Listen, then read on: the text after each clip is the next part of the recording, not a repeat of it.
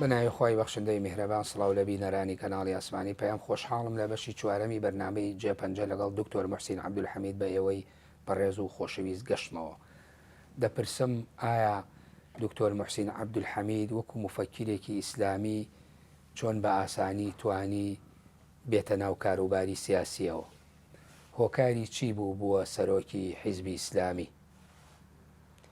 ئایا پێکەوە گرێدانی کاری فکری لەگەڵ کاری ئیداری حیزبی تا چەند بەریەککەوتن لە نێوانیانە ڕوونادات؟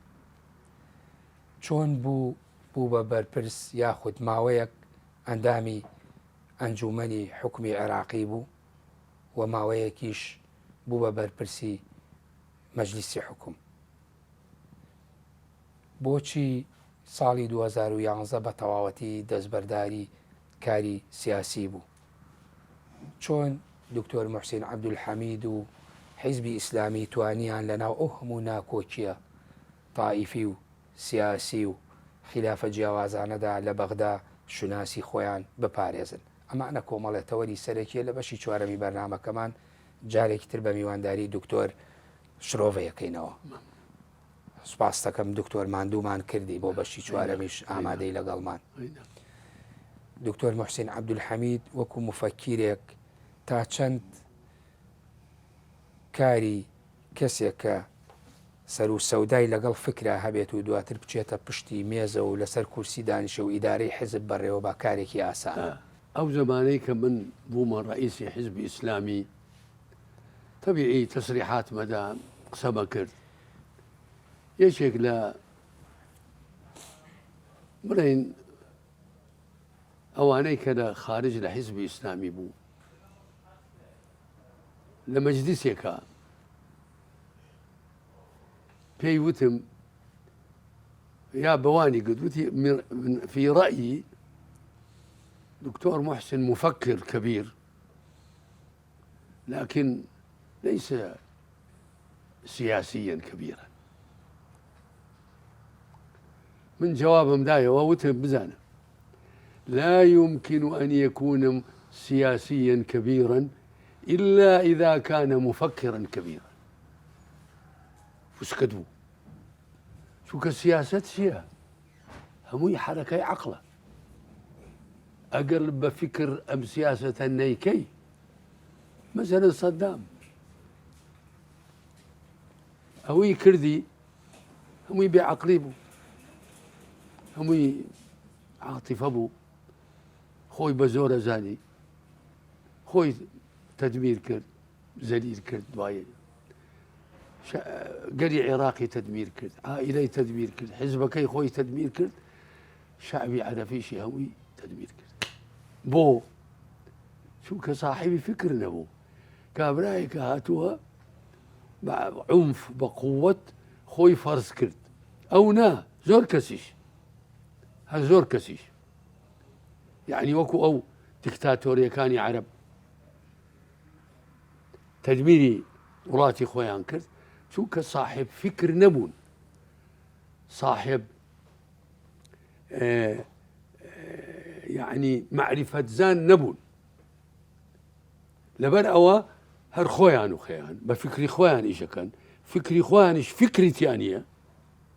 عقلي خويان بوغنا شون فكر لعقلك أبيت أجر بوغن بيت لبن أوا من أولا من كبومة حزبي إسلامي ضرورتها كي واي كفرزي بكل سرما وببم بو چونك من لا همو زمني بحث لبغداد بوم وأستاذ بوم لجامعة وعالم أيزاني ولا همو مؤسساتك لهمو ثقافي برين لهمو مزقوتك لهمو بنايك من محاضرة مداوة سطها محاضرة مدى زماني بحث محاضرات فكري ثقافي إسلامي طبعا غير إسلامي ف بسر دبابي أوان نهاتم أواني ككهاتن فوتيان تو تو أبي قبول بكي ببيت رئيسي حزب چونك تو شعبي عراقي تو أنا سيت بديل نبو والله عيبة أو قصة جوابت بدموه بو لكاتك تو أمري واقعي بي أكري ولا بديل نبو أوان أو سؤال أبي لوان بكي أو يك من يان إجبار كرد قبولي بكم بەڵام منم پرسیارت لێ یەکەم تۆ بە ناچاری نەهاتووی خۆت باسی کەی بۆ من ئەپرسم ئەڵێم تۆ ئەمری واقع بوویت کە من أمري واقع بو بنسبة أوان وتيان تو بتنيا تو كشعب عراقي الناس لهم لا يكوا لهم عراق من محاصرة مدى نشاطهم هم طبعا وفكري تاسم إسلامي براوة كردوا وضعي مسلمان كان من نقد كرد شو لو فكرة دو قصد أجر نكردايا همش تبله زماني صدام دو باسد أجر دو ناوي دو كلمة هنايا صدام وبعث أبي أقصبك حريتي كامل تۆ توانیت بەم ئەفکارەی خۆت ئیسلاح بکەی لە ناو حیزبی ئیسلامیە لا من إصلاح ما زيني أوانيك هاتنا ناو حزب همو إيمانيا بفكر من همو زوري تلبكان بون العلماء كاو إصلاحي إداري إصلاحي قتاري إصلاحي حزبي بس يعني فلبر أوا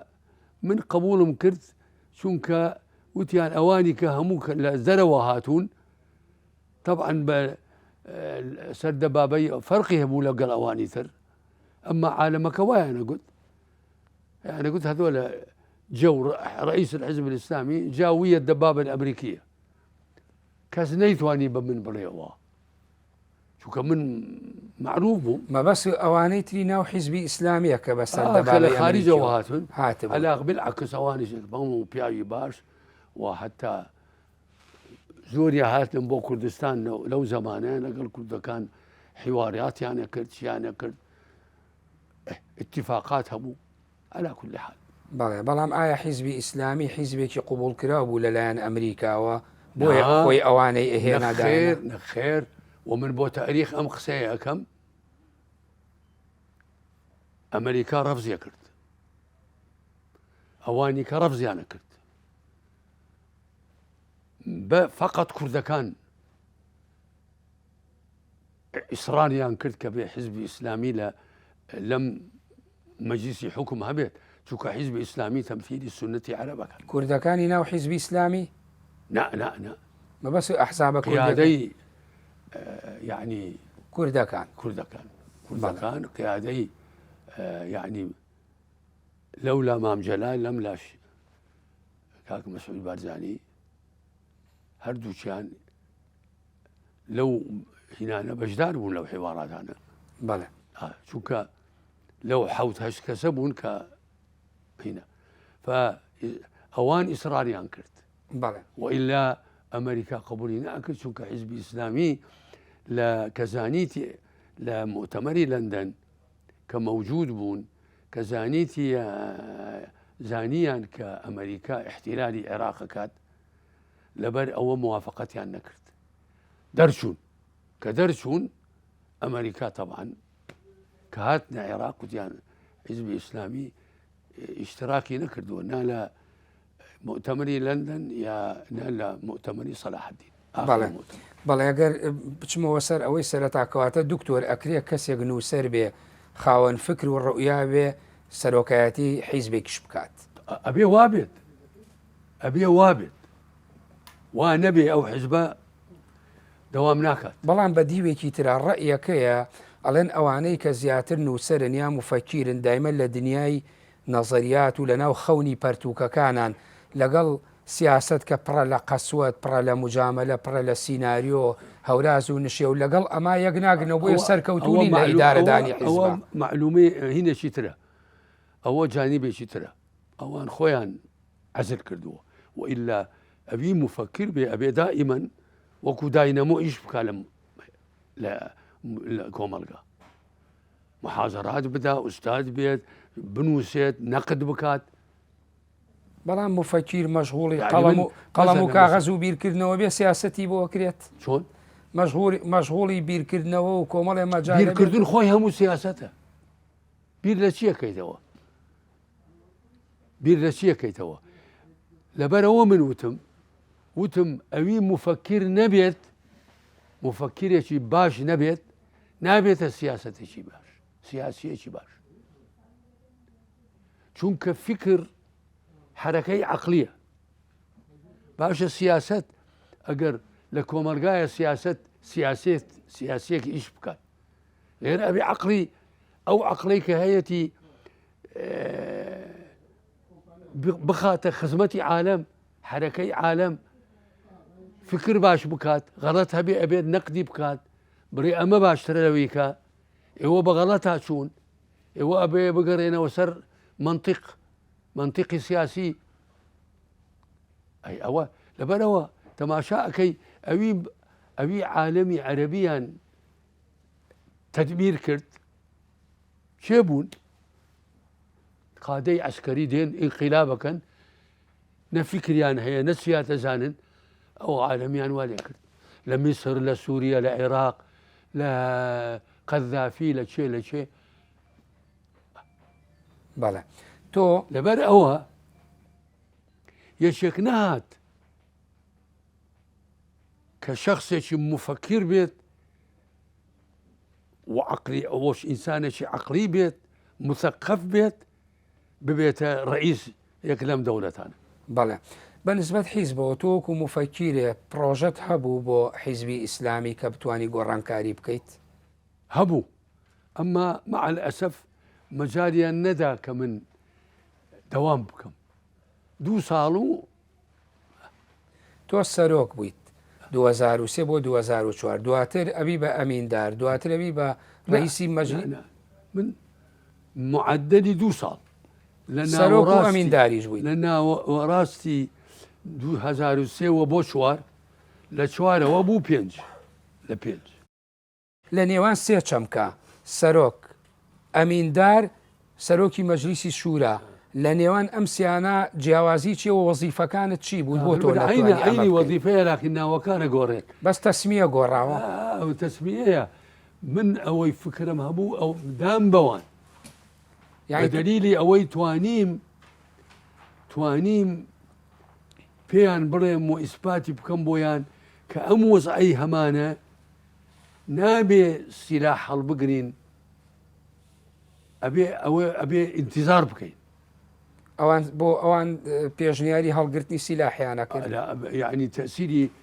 من عیبە ئەوە بڵم، تەسیری من لەگەڵ ئەوانەی کە من تەسیرم تێکردن زۆر تەسیری هەبوو. بەڵام خەڵکیشیان لێ جا نەبووە چۆن ناو حرەکە. بۆچی؟ چونکە وتم ئەگەر سیلاح هەڵبگرن ئەوە مەسەرەن بڵێن معزەمی شەعبی عێراقی ئەوانیان هێنا لە پاش زوڵمی سەدام وەمانە چوون بە ئەمریکایان گوت وەرن ئێمە طبعاً غەڵەتێکی زۆر گەورە بوو و ئینسانێکی موسڵمان نابێت شتی وا بکات. ئێمە براکانمان لە حیزبی ئیسلامی لە مؤتەمەری لەندەن لە ئێمەیان پرسی، وتیان چی بکەین ئەمانە احتیلالی عێراق بکەین؟ ئێمە پێمان گوتن دەربچن چونکە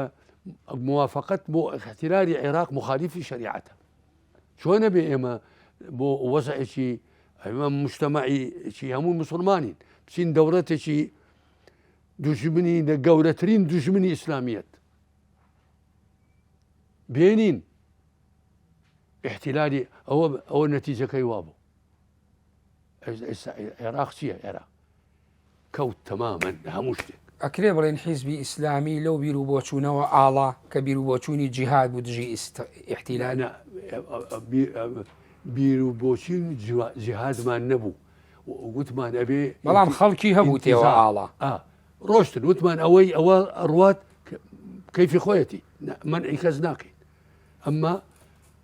وەسیقەکەی تەسلیم بکات و بڕات. بەڵام تۆ زۆر ئەمما لە پاش ئەوەی من کە ڕۆشتم بوو ئەوە بوو تۆ لە حڵلقەکانی تریشا زۆر چەمکی ئیحتیلال بەرامبەر بە ئەمریکا و بەریتانیا و خۆراوە بەکارێنی بەڵام کە تۆ چەمکی دوژمن و ئیحتیلالی بەکارێنە ئایا مقاومەکردنی ئەمانەش ضرورەت و واجب نیە آخر هەموو مقاومەتێ ممکن نییە لێرە سێ بەشی شعبی عێراقی ئەوان بهێنێت تۆ یعنی بەتەنیا سیلا هەڵبگریت لەبەرەوە ئێستا وەزعی سونە چییە لە عێراق ئەمریکا کە دەرچوون کە زانیان 6-7 عسکەریان کوژرا بە دەست ئەوان جیهادیەکان تەسلیمی ئەوانی کەیان کرد عێراق لەبەرەوە ئێوە لە سەرکردەکانتان لەو وەزعەوە نەئاڵان بۆ نمونە کەسێکی وەکو دکتۆر تاریق هاشمی ئەو کێشەی چی بوو؟ نا ئەو کێشەی شخصێکی عسکەری بوو ئەوە ئینسانێکی مخلیص بوو ناڵێم مخلیص نەبوو شخصێکی عسکەری بوو تند بوو نەک قەضیە جیهاد و ئەمانە تند بوو لەگەڵ لایەکانی تر سیداماتی زۆر بوو بە بڕای تۆ ئەو بۆچوونەی توندیە یا ئەوەی کە ئاڵەی بۆ نمونە نابێ بە سیاست لەم عەسرە بە توندی ناکرێت بە سیراعاتی بە عومف ناکرێت بە خوێنڕشتن ناکرێت ئەو جۆرە بیر و بۆچوونە بوو ئەکرێ بڵێن یەکێک بوو لە کۆسپەکانی بەردەم حیزبی ئیسلامی کە لە سەرەتاوە بەهێز و دوای پاشەکشەی کرد پاشەکشەی کرد چووکە بۆچی پاشەکشەی کرد چونکە ئەوانەی لە ئەوەڵەوە هاتن بە قووەت قسەیان کرد ئەوان نەمان کە نەمان هین هات ئەوانی کە هاتن على كل حال من ناتوانم یەکێک لەوانەی ئەوەڵ تۆ بووی وانە یەکێک لەوانەی کە باسیەکەی لە ئەوەڵەوە تۆ بوویت ئەوانەی من بووم وە لەگەڵ من بوون زۆرەکان توانیمان طبعی ئەو ساش ئەهلی سونەت عەرەب هەموو کشانەوە کەس نەمانە مەیدانە غێر ئێمە نەبێت چارەنووسی ئەوانەی کە وەکو تۆ بیرەکەنەوە چیان لێ هات هەموو بزانە لە کولی حیزبێک کە قانونێک هەیە کولی حیزبێکی سیاسی لە عالەمی عەرەبی هەمووی ئەوی مفەکر بووە و ئەوی صاحب ڕەئی بووە ئەوی مقاومەی کردووە هەموویان لابران هەموویان چێ سەیتەرە ئەکات سەیتەرەکە بۆ ئەوە ئەبێت بەڵام دکتۆر بۆچی هەتاوەکو هەڕەتی گەنجی و توانا و جوان و جەهێڵی هەیە هەمووی بەتوندی دەسەگرێ بە پەتی سیاسەتەوە بەڵام لە کۆتاییە هەمووی کە ئەچێتە ناوتەمەنەوە هێدی لێی پاشەکشە ئەوە نییە من اعتقادم وایە چوونە ناوتەمەنەوە ئەگەر لە ئەسڵە صاحب تەمەنەکان مفەکر ببن و سیاسێکی خێوەندەوار ببن بالعکس چەند دەوامەکەن تا فترەیەک طبعا چونکە ئەبێ بگۆڕێت بزانە ئێستا قانونێکی فکری هەیە لە هەموو عالەمی غەربی کولی ڕئیس دەوڵەتێک لە 8 ساڵ زیاتر نابێ دەوام بکات لە عالەمی عەرەبی 30 ساڵ دەوامەکەن 40 ساڵ دەوامەکەن خۆیان فەرزەکەن بە قووەت و بە اعتقالات و بە کوشتن و بە بڕین و بەینەما تۆ سەیری ئەمریکا بکە 8 ساڵ جارێ ناگۆڕێت دوو خولی سەرۆکایەتی لە فەرەنسا 5 لە ئینگلتەرا 4 ئەمما ئەو وڵاتانەی کە ئەو دیکتاتۆریانە کە حکومیەکەن ئەبێ بمێنن بەڵێ جگە لەو هۆکارەکانی تر کامانە بوون وایان لە حیزبی ئیسلامی کرد ئەندازەیە بەرەو پوکانەوە ڕۆشت وا دیارە ئەوانەی کەوا هاتن دوایی ئیستیقلالیەتی حیزبەکەیان نەهێشت تەسلیمی جیهاتی تریان کرد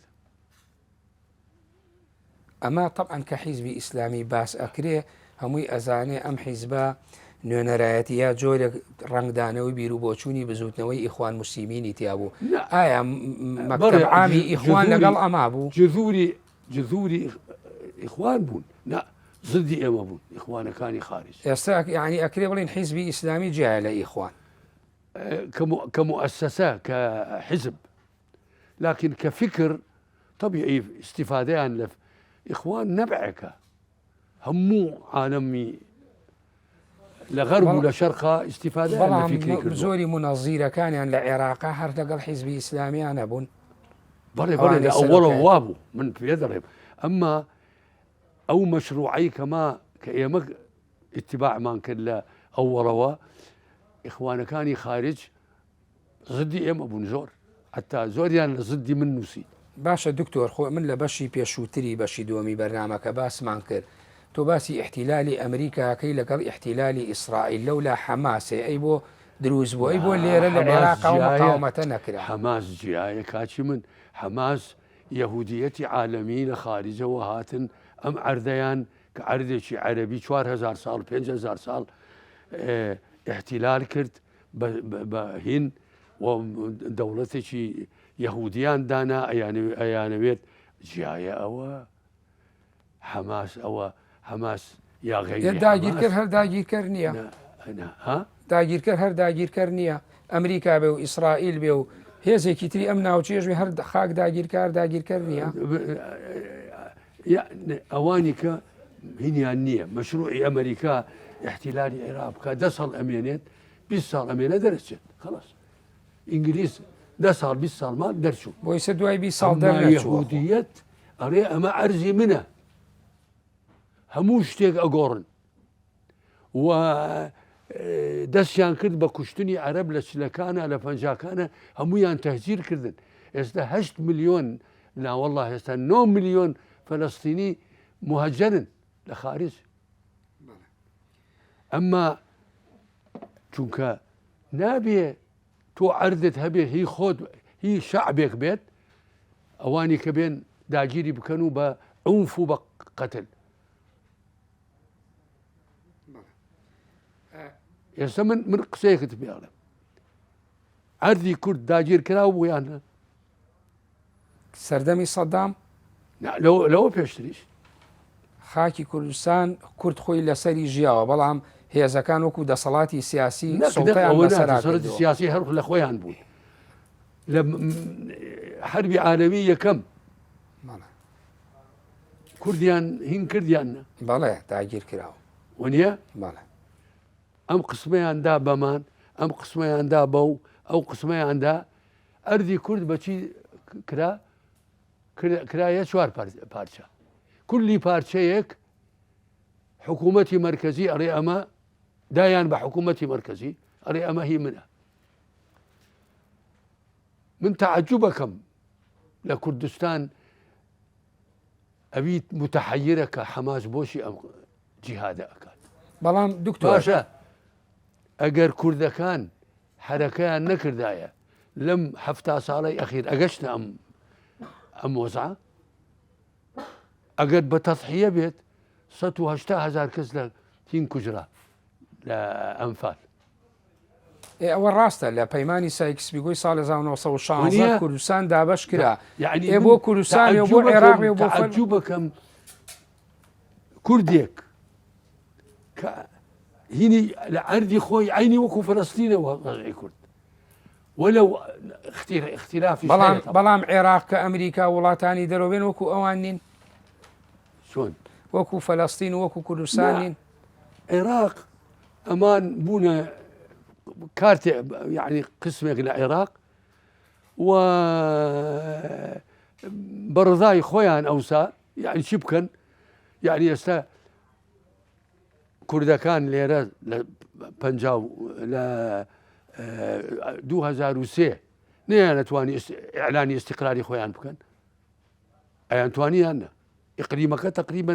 مستەقیل بوو بەینەما هاتنە بەغدا چونکە بۆ يعني أو قوة نبو كوا كرت إعلاني خوي استقلال بكات ناتواني لو بكات لري واقعيته ونيتواني واقعيته ممكن لا بەڵام چیان گوت وتیان ئەگەر حکوومەتێکی فەیدراالی هەبێ لە عێراق دیموقراتی فەرق نەکا مشارەکەی هەموو بێت ئێمە جوزئێکین لە عێراق بەڵێ وایان گوت وانە وایە ولا مەسعود دەستور بارزانی هاتە بەغدا ولا مام جەلال هاتە بەغدا هەموو هاتنە بەغدا فەرقە و هەندێک حقوقی قانونیش لە دەستورا جێی بوویەوە بۆ کورد طبعاً. مادەی 140 ئەوانە کورد حقوقی کرد هەموو تەسبیت ساڵی 2005 ئەمما ئێستا بەعزیشی عملی پێ ناکەن ئەوە جایە ئەوە نازانم. بەڵێ دکتۆر حیزبی ئیسلامی وەک باسی کێشەکانت کرد لە کۆمەڵێک کێشە و گرفت هەبوو هی حرەکە جیهادیەکان وە کێشەی تائیفیش هەبوو لە بەغا ئایا توانی شوناسی خۆی لەناو ئەمانە بپارێزێ ناتوانێت ناوەڵڵا زۆر لە ئێمەیان کوشت یعنی ئەتوانم بڵێم یعنی جیهادیەکان نەک جیهادیەکان قاعدە و دوایی کە بوو بەهین داعش ئەتوانم بڵێم هەر لە 3 ساڵ 4 ساڵی یەکەم کە ئێمە مشارەکەمان کرد لە عملیەی سیاسیە و گۆڕێن 2,000 کەسمان لێ کوژرا 2,000 کەسمان لێ کوژرا ئەمە باجی چی بوو یاتان ها باجی چی بوو باجی چی چووکە مەشروعەکە وتمان ئەبێ جهاد ئیعلان نەکەین ومشاركة بكين لعملية سياسية مجلس حكوم غير مجلس حكوم وزارة تاوكو أم هنا تيجنشت بەڵێ باسی مەجلیسی حکوومەت کرد لە کتێبەکەشتا باسی ئەەکەی باسی ئەوەکەی کە گفتوگوی دەست پێ کردوە حیزبی ئیسلامی مەجلیسی حکوم پێشنیاری ئێوەشی تیا بوو دروست بوو شون مقصد یعنی بەسمەیە یعنی کە ئێوە کەوتنە گفتوگۆ لەگەڵ ئەحزابەکانی تری عێراقا بۆ ئەوەی مەجلیسیەکە بە یاوەکو خۆتەڵە یەک وەزارەتێکی گشتی هەبێ یعنی پێشنیاری ئێوەشی تیا بوو دروست بوو ئێمە هیچ وەختێک لەگەڵ ئەحزابەکانی تر ئەوەمان بەحث نەکردووە قەتعەن کە ئێمە بکەنە مەجلیس نەکتانکەن بەڵام گفتوگۆکەن بۆی عێراق وەکو خۆت ئەڵەی بەرەو ئیستیقراریەت بەرەو ڕزگار بوو زۆر هەوڵمان بەرەو عەدالەت بەرەو ئەمن و ئاسایش بەرن لە کتێبەکەت باسیەکە وایە هەمومان لەگەڵ کوردەکان هیچ مشکیمە لەمان نەبوو تۆ وەکو چی بوویتە ئەندامی مەجلیسی حکوم ئەندامی مەجلیسی حکوم بووم دوایی بوومە رئیسی مەجلیسی حکوم کێ پێشنیاری کرد بوو تۆ بچیتە مەجلیسی حکوم کوردەکانی یعنی کوردەکان دیفاعیان کرد لەوەی کە حیزبی ئیسلامی بێتە مەجلیسی حکوم ئەمریکا رازی نەبوون و ئەوانی کەس رازی نەبوون کەواتە تۆ بە هێزی حیزبی ئیسلامی کوردەکانی اعترافیان کرد بیتە مەجلیسی حکوم وانە بچیتە مەجلیسی حکوم نا لە بەسەر ئەوە نەبە عەرەبێکیش بەهاتایە هیچ فەرقی یعنی ئەگەر تۆ لە حیزبی ئیسلامیش نەبوویتە وەکو شەخسیەت هەر پێشنیارەکرای بچیت من موافقتم نأكد كشخص مهم نبن لكنم أما جماعتكم كمن عضو بمتيايا يعني حركة إسلامي أوان زغتي عن كده سر زور كقبولي بكم شو كمن لا شعبي عراقي من أزانا أناسيت لبر أوا يعني عيبة أو كشيء بكم أو هني بيشو كبوي وتد حزب إسلامي أو اتساعي كبو شلون قلت وتد اول جار او انتشاري كبو او ك قشكرني سرتا نائبي وهبو لمجلسي بلا هين او يعني بوابوك منو او جماعتيك رجل منبو العراق درنشو بوين عراقي كان ايمان اهل سنه ايمان ازانيشين لبرو بدواما كوتن يعني تأييد يعني كردين تۆ لە مانگی 2004ش بۆ یەک مانگ ئەبی بە سەرۆکی مەجلیسی لۆکەس بووین هەر یەکی مانجێ باشە توانیتان تۆ وەکو مفەکیرێ توانیت چی بکەیت لەناو مەجلیسی حکوم واللهی ئەوی توانیم بیکەم کردم چیت بۆ عێراق کرد زۆر شت هەیە ئەوە ئەکرێ باسکرێ عین شتێکی جایی بۆ کۆی پێکاتەکانی عێراقە کردبێتت یەک شت پێ بڵێم بەڵێ یەکێک هات لە مەجلیس بەڵێ وتی هەموو تەلەبەکانی عەرەب لە جامعات لە هەمویان دەربکەین ئەمە لە جامعاتی عێراقی لە جامعاتی عێراقی همو عربكاني خارج بلادي عربي هستام من وتم جوابت أنا دمه ويستا شو ما وزير تلفونهم كده بوزير تعليمي العالي وتم لما وين نيو ساعاتها بوم هنا بكتو اتصال بك الجامعة كان شن تلبي عربي هي جامعة العراق بله لباش هو جوابنا قال وتي هشت هزارو حوصته أوندت تلبي عرب هي العراق وتم معقولة أم تلبانا درب كان هميان أمتي عربي شير يا بأيما دوري عربي شيب عرب أيما ليه عرب كان شير بأيما أكثرية العراق عربي عربة يعني هو غير عرب وبيجني علي كرت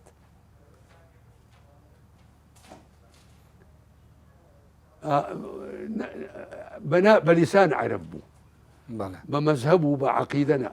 بله منيش وتم أول معقول يا وتيان شيبكي وتم لما بدوا با أمانته وبكن برون أتانا قبول مكان عالمي عربي أما نابي أما عالميا رسوايا بو إما شو نبي أما عدالتي تيايا إنصافي تيايا هم طلبة لكلية طب لكلية كان يترو بله لو قلنا هكا لمجلس حكومي واشتيوام زور كرت بله يعني أتوانم بريم أواني لحزب إسلامي بالنقل حزب إسلامي حلوة طلبي هني النبو دوري شست حوصت طلبم موظفهم تعين كرت وزير كان زور احترامي من أنا قلت بيما قلتن همو أبي فصل كراوة هنا موجود اشتهي الكتابة بحسم كل بله تو وكو كرديك يجلوي آلة قصي كرد وعراق وما فكاني هيش قصتك دفاعتك والله نامي أوانيك لقل مجلس حكم ولا قل من كردكان أنا قلت دكتور محسن لقضية كرد بيش إيماء كبت طبعا من كرديكم شون دفاعناكم لقضية كرد كيشي بو هاتا بيشو كرد لنا ومجلس حكوم لكل شيء بهاتا يسر ملتي كرد من دفاعهم كردو اعترافي خويان بەڵێ بۆ نمونە ئەگە کێشەیە شتێکی دیار بوو بێ کە دوایۆک و ئینجازێ بۆ کورد دەرچوو بێ تۆ چیت کرد لە قەضیەی کەرکووک من زۆر دیفاعم کرد لە قەضیەی فێدرالیەت لێرە ئەیانەویست حکوومەتی عێراق فێدرالی نەبێت لێرە دیفاعێکم کرد بۆ تەثبیتی فێدرالیە و فێدرالیەی کورد کە یەکێکی وەکو سامی عەبدوڕەحمان مەرحووم رحمتي ليه بيكوشتيان ظلم لباش هنا كلا صلاح الدين هات باوشي بيا كردم وتي كاك محسن تو أزاني تشيت كرد أمشو وتم كاك سامي تشيو كرد وتي شيريني إسلامية تتقران دوبو ملتي كرد وەکو مفەکیرێ بۆ قەزیە قانونیەکە کە کورد لە دەستوری 2005 هەندێک حقوقی دیاری کرابوو ڕۆڵی تۆی تیا بوو هەمووی من نادۆ ئەوان خۆیان لە مابینی خۆیانە وەکو خۆتەڵێم وەکو ڕویا و تێگەیشتنی تۆ ئەوان لە مابینی خۆیانە حیزبە کوردیەکان ئیجتیماعیانە کرد مەطالیبیان هەبوو تەوافق ئەوی تەثبیت نەکرایە خلافی لەگەڵ یایە من تەسویتمەدا یا قسەمە کرد لەسەر ئەوەی کە میلەتی کورد حەقی ئەوەی يعني آخر كمن رئيس مجلس الحكومة بوم آخر مبدأ كقبول كرا سي محافظيك أكثر ثلثين برين أجر رفضي شتي بكالة دستور أبيد نقرأ تأبيد مكرت ومن تصويتهم دال سر دكتور توكو كسيكي بأزمون هم كلنا فكريكا وخودوكو خوتا فرميتو 36 صال لنا وبغا بويت 50 صال 50 صال 36 بوي كلا كلية بويتو أبي تريشي كجياوي سردمي قطابيتي پنجاکە بە بڕوای تۆ یعنی خاڵی جەوهەری قبول نەکردنی کورد لە ڕووی قانونیەوە لە جێبەجێکردنی مادەی دەستور بۆ کورد و ناوچە دابڕێنراوەکان و ئەوشی پێوتێ حقوقی کورد لەلایەن عەرەبەکانەوە چییە؟ ناتوانم بڵێم سەبەبەکەی ناتوانم بڵێم بەڵێ باش چونکە شتێکی زۆر گرنگە ممکنە زۆر ئەزیەتم بدات. ڕاستە بەڵام لە ڕوانگە ئەزیەتی خۆم ئەزیەتی مناڵەکانم ئەوەیان وردەکاری سیاسی کوڕی دووەمیان وەکو ئەڵێ اختیتافیان کرد بردیان کوشتیان لەسەر هیچی لەسەر قەضیەیەک ڕاستە ناتوانم قسەی بزانم. من لەوانەیە وەکو وێنە عامەکە ئەڵێم تۆکو مفەکیرە زیهنیەتی عەرەب بەرامبەر بە کورد من باسی تائیفە ناکەم شیعە و سونە و چێ بۆ عەرەبی سونە بڕێن بۆ ئەترسن لە مەوزوعی کورد باش سپاس ئەترسان لە مەوزوعی فێدرالیەی کورد. باشە تۆ لە کتێبەکەش باسیەکەی بۆچی ساڵی 2011 ئەمما بۆچی ئەوان بۆوە عەرەبەکان بۆ سەبەبێکی زۆر گرنگ هەیە ناکرێت بیرن. بەڵێ تۆ ساڵی 2011 ئەڵی نهائیەن بە تەواوی وازم لە سیاست هێنا بۆچی؟ سیاسەتی هین يعني سیاسەتی ئیشکردن لە سیاست نەک سیاست کە ڕەئی کە هیتنا ئیشکردن وتم بابە من ئەڕۆمەوە بۆ کوردستان ئەبێ نەختێ خزمەتی میلەتەکەی خۆشم بکەم نەختێ کوردیەکەم باشتر ببێ لە ئێستا 50 ساڵ لە بەغدا بووم فلەبەر ئەوە بوو یعنی لە پاشە گەیشتمە عومرێک دەوری 75 ساڵ ئەو هینەم نەما ئیتر ملمەلانی لەگەڵ بەغدا ئەو میلەتە بکەم گەڕامەوە ئێرە وتم بە لەناو ئەو شاخانەی کوردستان نەختێک ببین و بژێم و بەڵکو ئینشاءڵڵا ئەگەر مردیشم هەر لێرە ببێژین لە نێوانی شاڵە تەمەندرێژوی لە نێوانی کەرکووک و هەولێرە هەڵبژارد هەولێت هین پایتەختی کوردە من 7 ساڵ لە سولەیمانی ژیام لە تەلەبەیەتی ابتدائی و متوسطە ئەمما کورد لە پاشە عەشیرەتەکەم هەموو لێرن بەڵێ لێرن ئینسان تەبیعی عەشیرەتی کوڕەمامەکانم هەموو عەشیرەتەکەم ئێمە لە عەشیرەتی شێخ بزێنین هەموو لێرن لە هەولێرن. بەڵێ جگە لەوەی کە ئەو کتێبەت نووسیوە سەفەحات من حیاتی چەند لاپەڕەیەکی کەمت لە ژیان نووسیوە لەسەر ئەو ئەزمونەی لە حیزبی ئیسلامیە بوویوە ئەو ئەزمونەی لە عێراقا بینیوتە بە چاوی خۆت یاداشتت هەیە نووسیوتە ئەوی کە توانیمەوە بینووسم ئەوی کە توانیومە بینووسم ئەوەی کە توانیوتە ئەچی بۆ سعودیش ساڵێک وابزانمێنیتەوە لەوێ ساڵ زیاتر ئەمە ڕۆم و لەگەر دایکی مناڵەکان بە ڕەحمەت بێ نەخۆش بوو زۆر سەرەتانی هەبوو لەگەڵ کوڕەکەم ئەوی کە دیتت ئێستا کوڕی بچووکم نەختێک فقرت دەمی هەبوو لەوێ لە مستەشفای مەلیک فەیسەل التەخەسوسی یعنی مەجالیاندا کە بچم تقریبا 15 ساڵ دەوری 15 ساڵ ئەژووین و ئاهاتەوە دوومە ئەمەنین 3 مانگ جارێیان زەمانگ مام لەگەڵ ئەوان معالەجەیانە کردن وابزانام هەنێ لە کتێبەکانیش لەوێ نووسیوە مەجالت دەست 3-4 کتێب لەوێ نووسی. بەڵێ کتێبت ماوەی سە لەژێر بتەوێت چاپی بکەیت نووسینت هەیە مەخوایی باوەڕ ناکەم نەخ زۆر بێتاقەتم عمریشم تەقەدومی کرد ئێستا من عمرم 86 ساڵە بەلای 87 ئەچم نەخۆشی زەختم هەیە هیچ نەخۆشیەکەم نییە زەخت نەبێت زەختم زۆر هیلاکی کردو. دکتۆر لەوانەیە سە بینەرێک کە لە باشووری کوردستانیا با بڵێم ئیسلامیەکان ئەوانەی ئیتیباعی دینن پێیان خۆشە کەسێکی وەکو تۆ هەم کووردە هەم مفەکیرێکی ئیسلامی تێڕوانینی ئیسلام فکری ئیسلامی سەحوە بۆ قەزەی کوردی بۆ ئەو زوڵمانەی لی کراوە عنی هەت بواە شتێکە بواە وەکو بەڵگە بۆی ینی سوودی لەوەربگیرێ. مشکلەکە ئەوە بوو وتم لەو فترەیە بەغدا بوو مەجبوور بووم ئەمە ئێستا نووسینم ئێستا نە لە ئەوێ نە لە غەریتر ناتوانم بینوسم ئەمما من دیفاعم کردووە لە یعنی لە قسەکانمە دیفاعم لەوە کردووە یعنی بەڵێ خۆزگە من ئێستا حتا بە عەرەبیش نووسینی بۆ ئەوەی عەرەبەکان بزانن ئەمە هەموو جارێ لە منە پرسن ئەڕێم بۆچی کوردەکان هیچیان کرد کوردەکان چوونە عالەمی عەرەبی قیادەکانیان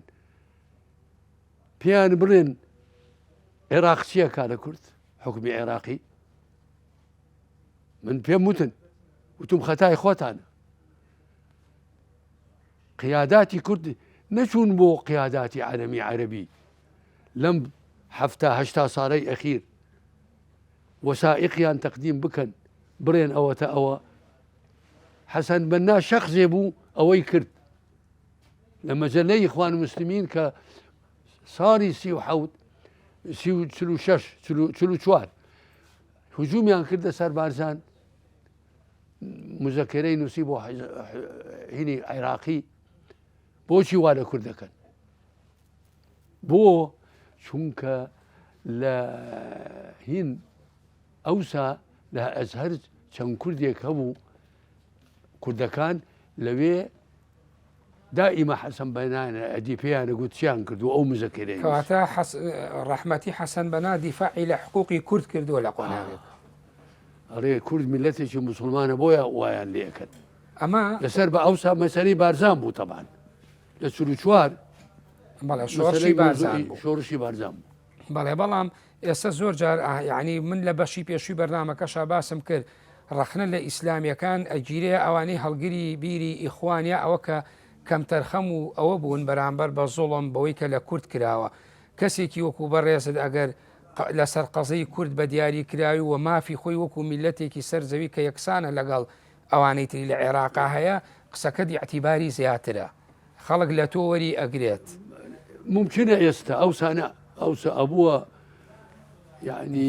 مشکلەیەکی زۆر گەورە بۆ من لە بەغدا بەڵێ ئەمە ئێستا وەڵڵاهی ئەتوانم بە قسە ئەمما ئەبێ وەسائقم لەکن بێت پێم خۆشە ئەبێ مەکتەبێک هەبێت وەسائقم بۆ بێنن حەقائقم بۆ بێنن تا ئەو هینە بەڵێ من ماوەی بەرنامەکەم تەواو بۆ دوپرسیارەکەم بە کورتی